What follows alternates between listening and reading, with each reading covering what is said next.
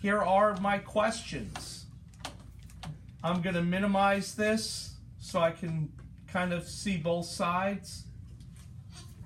It says, open a new event in Final Cut Pro, name it your name, final exam, second semester 2018.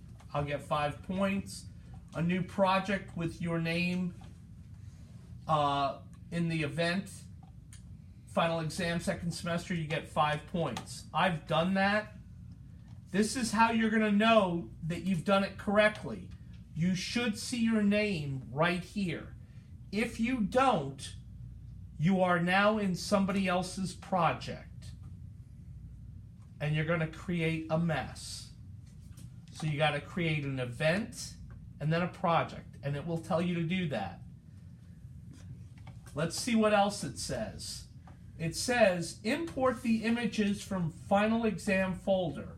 There will be a folder on the desktop. It will say final exam folder. It will have these images. These are the images that will be in that folder. You will notice that they're numbered 1, 2, 3, 4, and 5. However, when you import them, they don't actually import in that order.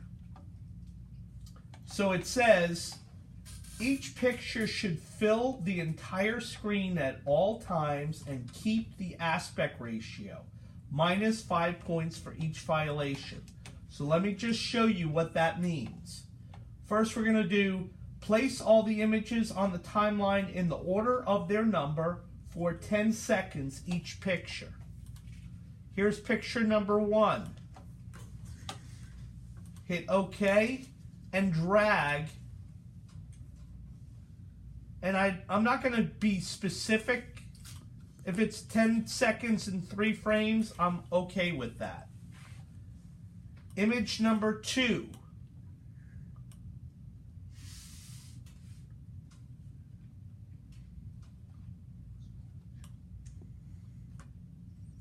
Image number 3.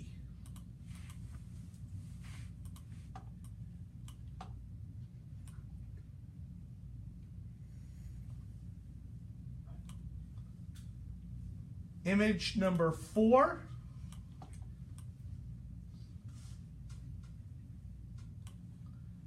Image number 5. So not bad. All right, so let's see what we have to do to them. It says, number 5, each picture must fill the entire screen at all times and keep the aspect ratio. So here's what that means in terms of aspect ratio. If you click on the image and click on transform, you'll see this box. If you drag the box by the side, do you notice that it changes? Can you see that? That is a poor aspect ratio. That's minus 5. Got that? If you drag it from the top, it will change the aspect ratio. Minus 5. You'll notice that the picture is not on both sides. Minus 5. It's real easy to rack up those minus 5s. So, let's show you the correct way to do this. First thing I want to do is I want to get the picture to fill the entire screen. Drag it from one of the corners, and there you have it. So let's look at what the first request is. Directions for image 1. Zoom to the red van. You must use keyframing. So as we learned in the Mother's Day video, you had to keyframe. So here we have the playhead at the beginning of the clip. I've got the screen so I can see outside the clip. I've got the transform button clicked. If I click in here into the browser, my keyframe opens up. I click on the keyframe. I click the down arrow on your keyboard and then the back arrow once. And it says zoom to the red van. So if I pull this out and then move the picture, and you'll know you're doing it correctly if you see this red line. So let's take a look at what this actually looks like in terms of video. Here's our image. It's filling the screen, and pretend I have a video camera and I'm zooming to the red van. There's no mistaking that if you were to do that, it looks like you're zooming to the red van. So that's image number 1. Let's take a look at what it asks you for image number 2.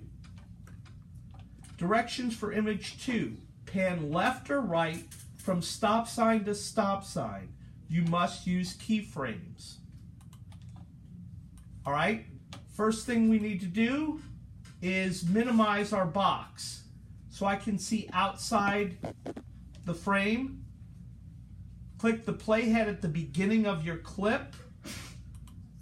Click the transform button. Bless you, by the way. Now, here's where it's going to get tricky. If we were to pan left or right, do you notice what happens? I see black on either side. So how are we going to do this? Very easily. We're going to actually stretch the picture, and we're going to start it on this stop sign. Click the keyframe, the down arrow, and back 1, and I'm going to pan to this stop sign. So let's look at what it looks like in terms of video. If I were to see this in a video, it looks like I'm focused on the stop sign and I'm panning right to the next stop sign. Easy enough. Now we have image number 3. Directions for image 3 says tilt from the bottom to the top of the Empire State Building. So we click on the Empire State Building. Make sure that the playhead is at the beginning. Minimize your browser so it's about 12.5% so you can see all the way around. And it's going to say zoom from the bottom to the top, or tilt from the bottom of the top. Do you notice the black on either side? So the first thing we have to do is click our transform button, make the building bigger. Start at the bottom. That's where we're going to start. Click the keyframe, the down arrow, back 1, and pull your picture so that it goes down. That's actually the opposite of what it looks like when it's done, because it's going to look like if you had a camera on a tripod and you tilt it upward, this is what it will look like. So that's called an animation. All right, we are now on image 4 of 5 images. It says, zoom out from the center of the Taj Mahal to a wide shot of the entire building. And again, these are kind of tricky because you have to actually make the building bigger than it is. We're going to hit the transform button, and it says zoom out from the center. So we have to find the center of the building. Are we in agreement that that's pretty much the center? Hit the keyframe, the down arrow on your keyboard, back 1, and make sure that you're grabbing the corner of your building, of your image, so that it's not going to distort your building. And there we have it. So let's take a look at what that looks like. We're at the center of the building, and if you were standing in front of the Taj Mahal with a video camera, you would zoom out, and there is your building. The last building, it says, tilt up from the bottom of the building. And I gave you a note right here in the instructions. Remember, do not have any black showing on the sides of the building. You must use keyframing. Click on your building so that it's highlighted. Put the playhead at the beginning. Make your screen 12.5 so you can actually see around it. Hit your transform button. Make your building bigger and start at the bottom of the building, somewhere around here. Hit your keyframe, down arrow, back 1, and pull your picture down. And here is what it looks like animated. It looks like I've got a video camera and I'm tilting it upward. All right, so we've just completed 5 images.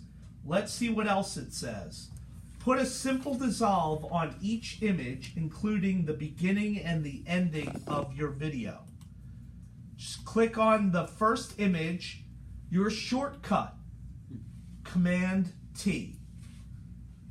Click on the second image, shortcut, Command T. Click on the third, shortcut, Command T. Click on the fourth, shortcut, Command T. Click on the fifth, shortcut, Command T. And here is what your video should look like to me. Zoom into the red van. After you've zoomed into the red van, dissolve to the stop sign. Pan from one stop sign to the next stop sign. Dissolve to the Empire State Building and tilt upward.